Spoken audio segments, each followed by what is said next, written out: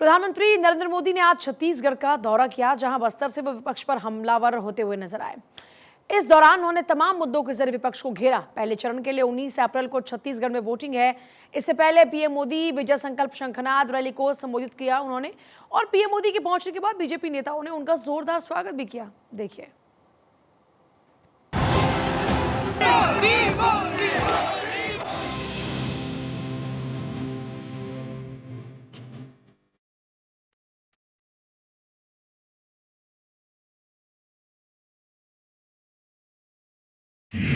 PM की हुंकार, बस्तर से चुनावी शंखनाद।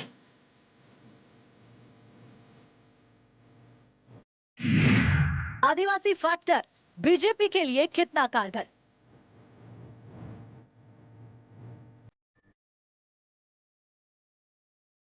देश में लोकसभा चुनावों की सरगर्मियां तेज हो गई हैं। 19 अप्रैल को लोकसभा चुनाव के पहले चरण के लिए वोटिंग होगी। इसके लिए सभी पार्टियों ने चुनावी बिसात बिछानी शुरू कर दी है।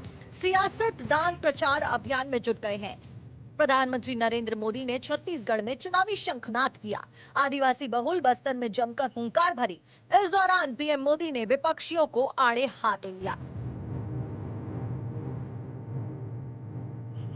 मोदी ने जब घोटालेबाजों का रास्ता रोका, जब बिचौलियों की कमाई बंद की, तब से इनका पारा 7वां आसमान पर पहुंच गया है।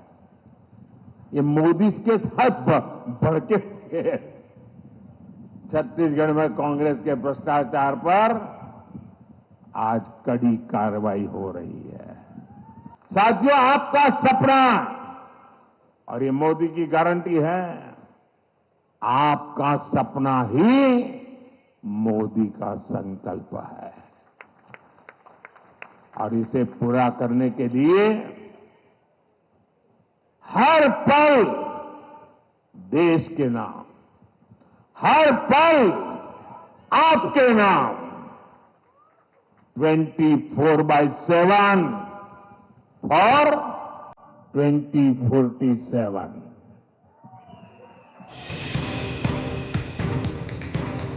छत्तीसगढ़ की बस्तर सीट बीजेपी के लिए काफी अहम है, क्योंकि बस्तर नक्सली बहुल इलाका है और बीजेपी ने नक्सलियों को मुख्य धारा में लाने के लिए कई सारे कदम उठाए हैं।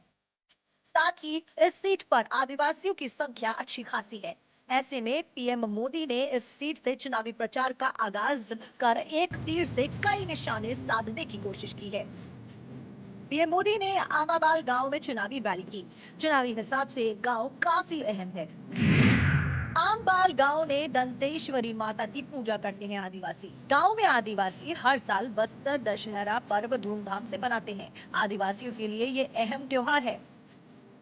बस्तर सीट पर लंबे समय तक बीजेपी का कब्जा रहा, मगर 2019 के चुनाव में बीजेपी उम्मीदवार को हार मिली। ऐसे में बीजेपी इस बार छत्तीसगढ़ की सभी सीटों पर जीत दर्ज करने के इरादे से रणनीति बना रही है, और बस्तर से चुनावी आगाज कर बीजेपी ने अपनी मंशा साफ कर दी है। साल 1991 से 1996 तक ये कांग्रेस की परंपरागत सीट कही जाती थी। 1996 में पहली बार निर्दलीय प्रत्याशी को चुना गया। 1998 से लेकर 2014 तक बीजेपी का यहाँ पर कब्जा रहा। 2019 में कांग्रेस के दीपक बैज जीते। बस्तर सीट अनुसूचित जनजाति के लिए आरक्षित है।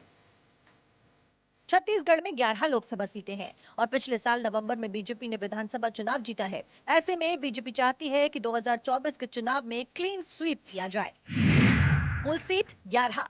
बीजेपी ने 9 सीटें जीती। कांग्रेस ने 2 सीटों पर कब्जा किया। बस्तर और कोरबा सीट कांग्रेस ने जीती थी। मिशन 400 पार के लिए छत्तीसगढ़ काफी अहम है, और यही वजह है कि एक एक सीट ध्यान में रखकर रणनीति बनाई जा रही है, और उसी स्ट्रैटेजी के तहत चुनावी सभाएं की जा रही हैं। बस्तर के आमाबाल गांव से चुनावी आगाज करना शायद इसी रणनीति का हिस्सा है। Bureau report, Bharat 24।